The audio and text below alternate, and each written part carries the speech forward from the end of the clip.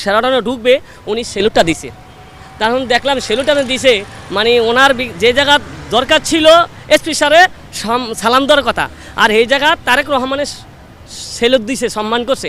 যেটা আইনকানুনের ভিতরে তার ভিতরে খুবটা মানে ভিতরে যে বিশ্বাসটা আইনকানুন বাহিনী পুলিশ বাহিনীর উপরে ওনার ভিতরে আসে।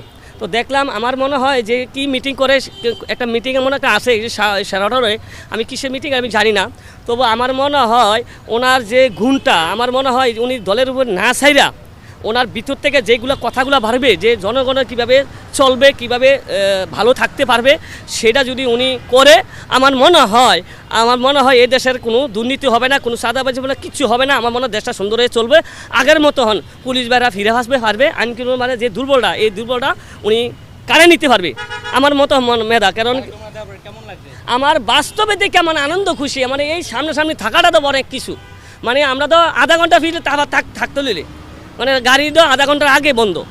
তা আমি দেখে আমার অবাক বিস্ময়।